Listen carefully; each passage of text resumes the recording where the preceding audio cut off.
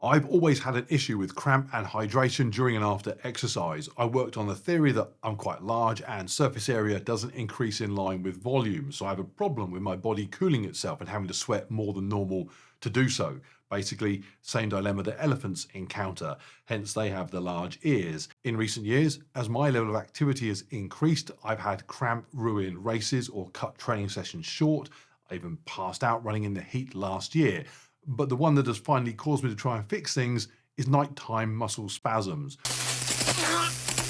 So is it the actual discomfort that has finally pushed me to seek a resolution?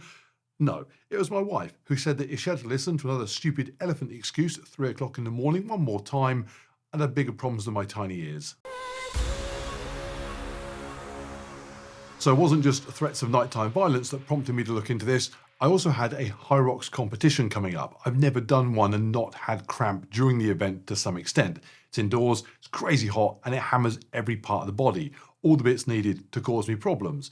And conveniently, a couple of weeks before that race, I got an email from the guys at Precision Fuel and Hydration who said, "We've seen some of your videos and you appear to be a big sweaty mess." But before we get to them and their suggestions and the result of doing them, here's what I have tried before. I've tried warming up extensively, dynamic stretching, mobility work, and I was still finishing those races with cramp. I've tried drinking more water, even carrying water on things like obstacle course races where cramp was almost inevitable for me. And all that would happen was that I'd still collapse to the floor in pain at the end, just with a comfy water pack to land on. And I've tried the mustard trick. What's the mustard trick? So the theory is that some compounds can stimulate something in the mouth called the transient receptor potential channels. These connect the mouth into the central nervous system, and the thinking is that stimulating these receptors somehow causes a jolt down the nerves that disrupts the signals, causing a cramp. Things that can stimulate these channels are stuff like wasabi, pickle juice, and mustard. However, my experimentation with stimulating transient receptive potential channels did not go well. I ordered small sachets of mustard, made a slight mistake on Amazon and ended up with a box of 500, consumed a number of them the next time I had cramp running a race in Wales, ended up on the side of a mountain, feeling nauseous and still having cramp. Oh my word, that hurts. Okay. But now also craving hot dogs.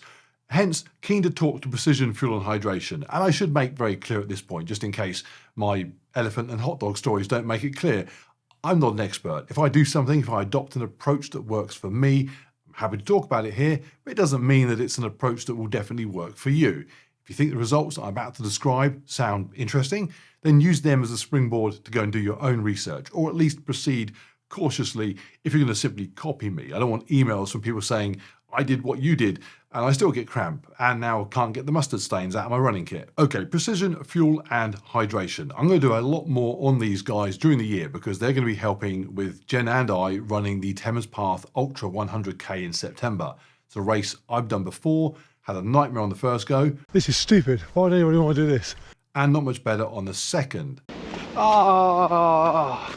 Jen has never run a marathon, let alone an ultra, so both of us going into it in need of some help. So content on that to come. For now, I'll keep it simple. They gave us a sweat test. Pretty straightforward. They use a little electrical stimulation to cause a small patch of your skin to start sweating. They then collect that sweat and inject it into a gadget that works out the milligrams of sodium that you lose per litre of sweat. You do lose other minerals when you sweat, but sodium is by far the biggest one. On average, about 950 milligrams per litre, so just under a gram of sodium, which is not quite the same as a gram of salt if you're trying to sort of imagine it in terms of table salt, because table salt is only about 40% sodium. Okay, so as it turned out, my sweat had a higher than average amount of sodium in it, almost 1900 milligrams per litre. It's quite salty. Jen was also above average, but not by quite so much, which we'd assumed through our own experimentation and observation already. Nixon prefers to lick me when I'm sweaty, not Jen. Did I mention we're not experts? So having established the amount of sodium lost per litre, the missing component to calculating a proper electrolyte strategy is to then work out how many litres of sweat are lost per exercise session. And because that's dependent upon the exercise being done, the intensity, the environment you're doing it in, it requires further testing. As Jenna and I train for our ultramarathon, it is something we'll be monitoring. So for now, this video is the simple 4 tips that we were recommended to get started on our journey to being cramp-free and exercising hard. And so far, it's working. This may be the biggest one straight out of the gate. In the past, I gave little thought to what I drank in the week before a race. Then the day before, I drink loads, and then on the morning of the race, I just glug down even more water and just think I was good to go. Which doesn't actually sound uncommon, because there are some studies at events like Ironman races that have shown up to 10% of athletes can have hyponatremia at the start, caused by thinking that they need to just drink loads so they are well hydrated. In reality, what can happen is that the body, which can only store so much water, we're no more camels than we are elephants, has to start shifting the excess water out. And if it can't do it fast enough, it needs to clear it from the blood, otherwise it's going to start diluting the sodium content of that. And so it shifts it into intracellular space instead, swelling the cells. And so begin anything from headaches and confusion to very serious health problems indeed. So here's what I did this time. I threw away my gigantic water jug that looks good on Instagram but is otherwise stupid, and just drank regularly and consistently in the week before. Then the day and the night before my race, I upped my sodium intake, both a bit of extra salt on my food and took an electrolyte tablet with 1500 milligrams of sodium in a litre of water. Extra sodium in the body causes you to carry slightly more water in order to avoid sodium concentrations being relatively too high, so the opposite of those 10% Ironman athletes. And also, salty food encourages you to drink a bit more as well, which is no bad thing. And then the day of the race, I mixed a second litre of water with another 1500 milligrams of sodium and sipped that right the way up to 45 minutes before I raced, then stopped. Historically, I would have been drinking water right up until the gun goes, trying to balance last minute thirst with not needing to rush to the toilet. But here, I just felt good. No dry mouth, no thirst, just good. I have long been a fan of carrying fluid on races where taking on water is normal. So basically anything with an aid table. So obstacle course races, ultramarathons, high rocks. If the organisers are dishing water out, I figure that carrying my own makes sense. I get to sip on it as and when I want. It's also a nice psychological boost to run past people that are having to stop at the table. I should add, I don't carry water on a regular straightforward run, so a half marathon or a marathon. I don't normally get cramp during those sort of events anyway. I do require some sort of additional aggravation needed to set cramp off. So straightforward, rhythmic, consistent running on flat ground, I'm normally okay until ultramarathon distance.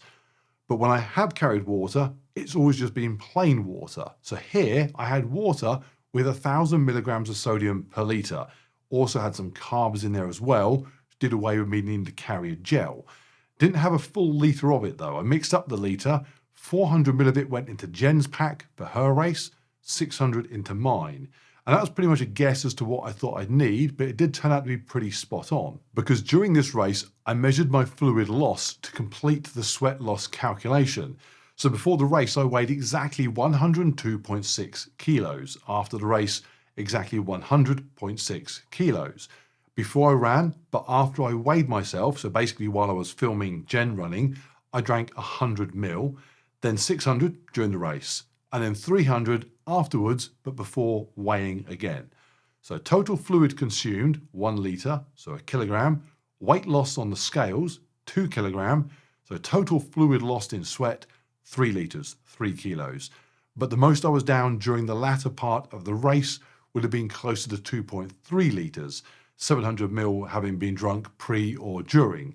So at my body weight, that's around 2% body weight lost during the event. And that 2% figure is for most people the point where performance starts to be compromised. The fact that I crept over that towards the end doesn't really matter too much at something like a high rocks, because compromised performance is tolerable in the latter stages. In fact, it's almost expected. If I was doing something that lasted 4, 5, 6 hours or more, then I'd want to try and stay the right side of that 2% limit all the time. Now the next two relate to benefits achieved after the race, which is basically improved recovery and no nighttime cramping. First thing I did was rehydrate properly. So not just glugging down loads of water. I mixed up a litre bottle with 1000 milligrams of sodium and then just gently sipped on that during the couple of hours in the hotel room immediately after the event. Probably had about half of it then. We then went out for drinks and food. When I got back to the hotel, finished the rest off before going to sleep. And the last one was some active recovery during that couple of hours before going out. I was doing very gentle foam rolling at that time on my calves and my quads. And I mean very gentle, not the sort of foam rolling you do to try and sort of break down knotted up muscle. This was simply stimulating the area just trying to get some blood flow, sending all the good stuff to those torn apart muscle fibers to help them just make a start on self-repair. It wasn't in the least bit uncomfortable. I probably did no more than 15 or 20 minutes of that. And the results? Well, no cramping during the event and no cramp after, either in the middle of the night or on the 5-hour drive home the next day, which is another time that I'd often get post-race cramp sat in the car going home if we've travelled to a race. In fact, I've driven home from some races having to stop at literally every single service station on the way, where I'd go and park right at the far end out of sight, get out and kind of roll around, trying to stretch things out while screaming in discomfort. At some service stations, I wouldn't find myself alone doing that, although I'd be the only one that looked like they exercised and wasn't carrying a camcorder. Now, on the one hand, none of this is very scientific, it's just what happened to me, but I've now done 5 High Rocks races and had cramp in all of them apart from this last one. And I can't remember the last time I did a seriously tough event like this and didn't have some sort of post-race issue, normally during the night. So for me, this was a significant difference. Where I noticed it most obviously was the burpees and the lunges. The lunge is just a perfect cramp storm. They come deep into the race at High Rocks, so I get there highly fatigued. I've obviously lost a chunk of fluid by that point, and then I have to hit my legs in a pretty intense and targeted way that is inconsistent with what they've been doing so far. The same thing happens at something like a Spartan race when I get to maybe a 7-foot wall to climb over, and going over that will cause a cramp. Tired legs, dehydrated, suddenly asking them to do something that's a bit out of the blue compared to what they've been doing. But no problems at High Rocks at all, and there was ample opportunity for problems to crop up. I took a long time to do the lunges. I was wearing a weighted vest for charity, carrying a 30-kilo sandbag on top of that. It meant I was weighing about 320 pounds doing the lunges, way more than I've ever weighed previously for that exercise, and I was doing every single rep, literally just waiting for that uncomfortable twitching to occur in my quads before they went into just full-on spasm. So no problems during the race despite how tough it was. And then I'm going to sleep that night. I was almost frightened to drift off because I was anticipating waking up in pain soon after. Instead, I woke up, sun was up, and I'd gone through the night without any disturbance. Also worth noting, and this may or may not be related, but I had no issues with overeating post-exercise either that night or the following day. I can be a sucker for junk food after an event like this, but here I ate pretty normally. In fact, I actually ate pretty well. And I'm wondering if that was due to maybe my body either feeling quite full from drinking or maybe not craving salty food because of the sodium supplementation. I don't know, but it was a definite difference caused by something in that regard. So where does that leave me? Well, with a pretty straightforward plan now for any sort of medium duration event. That could be long training sessions on the bike, indoors or outside, High Rocks, obviously, obstacle course, races, anything up to marathon distance. Events shorter than that, I would just pro-rata my strategy down accordingly. And stuff taking less than an hour doesn't have the same sort of requirements anyway. And the few events I have in the diary longer than that, so a couple of 50Ks coming up and the 100, they'll require more consideration and more discussion with the guys at Precision Fuel and Hydration before settling on strategy for those. Will it work for you? No idea. But it does not seem to be a bad thing to try if you currently suffer like I did.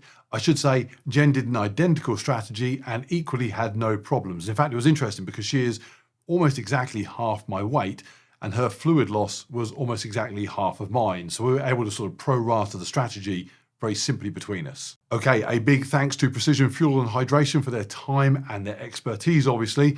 Plenty of useful information on their website if you want to dive deeper into the subject. And I will be talking again with them as we get closer to those long distance events coming up. In the meantime, please give the video a like and subscribe if you've not already done so. And if you're in the market to purchase about 490 sachets of mustard, email me directly.